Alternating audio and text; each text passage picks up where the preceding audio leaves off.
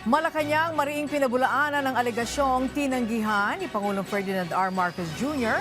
ang panukala ni Senator Alan Peter Cayetano na 10,000 pisong ayuda para makabangon ang mga benepisyaryo noong panahon ng pandemya. Si Carlo Candelaria sa sentro ng balita. Yes, Carlo. Angelique, pinasinungalingan ni Palace Press Officer at PCO Undersecretary Claire Castro ang akusasyon ni Senador Alan Peter Cayetano na tinanggihan umano ni Pangulong Ferdinand R. Marcos Jr. ang kanyang panukala na 10,000 pisong ayuda para sa mga kwalipikadong benepisyaryo na makabangon matapos ang pandemya. Giit ni Jose Castro, isinulong ito ni Cayetano noong miyembro pa siya ng Kongreso. Mayo 2021 pa niya ito ipinanukala ni Cayetano pero hindi umusad, kaya't kung sino-sino na lang daw ang sinisisi ng senador. Dagdag pa ni Jose Castro, hindi pa presidente si Pangulong Marcos Jr. noong mga panahon na isinusulong ni Cayetano ang panukala, maging noong naipasa ang 2022 budget. Sabay pakita ng mga naunang pahayag ni Cayetano matapos bigong maipasa ang kanyang panukala. Sinabihan niya rin ang senador na huwag kung kani-kanino isisi ang pagkabigo niyang tuparin ang kanyang ipinangako.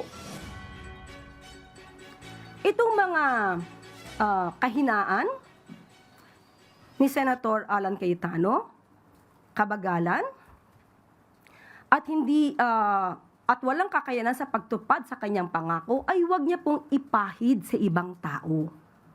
Akuin niya mismo kung ano ang kanyang kakulangan. Ipinangako niya po itong 10K kada pamilya. Hindi na nga po umusad nung siya ay miyembro ng Kongreso. Pero ginawa pa po niya to na pangako sa kanyang pangangampanya. Huwag niya naman sanang gayahin yung pangakong ala jet ski na pang kampanya lang.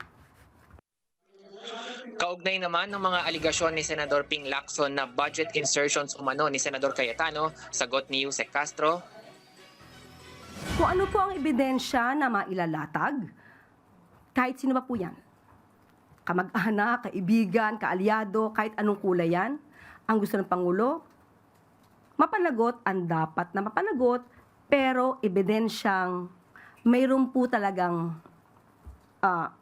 lehitimong ebidensya. Hindi gawa-gawang mga kwento. Samantala, natanong din ng palasyo sa pagtawag ni Senador Alan Peter Cayetano kay NBI Director Melvin Matibag na minyon matapos ang anunsyo nitong sisimulan ng ahensya ang pag-iimbestiga sa mga umano'y anomalya sa 2019 SEA Games. Ayon kay Jose Castro, wala na umanong ginagawa ngayon ng senador kundi magturo at manira ng iba. Mandato niya ng NBI ang tugunan ang mga isyu ng korupsyon. Buwelta pa ni Castro, Kung hindi naman po siya natatakot sa anumang issue ng korupsyon, sa bilyon-bilyong pera or pondo na naibigay dito sa PISGOG, ayan, hindi naman po siguro siya manggagalaiti. Kaya naman po niya siguro itong i-liquidate. So ang tanongin niyo po, kung inyo siyang makakausap, na-liquidate niyo po ba yung bilyones na pondo na inilaan para sa 2019 SEA Games? Pangalawa, sino-sino kaya ang nagbigay ng donasyon para sa 2019 SEA Games? Na i-report din po kaya ito?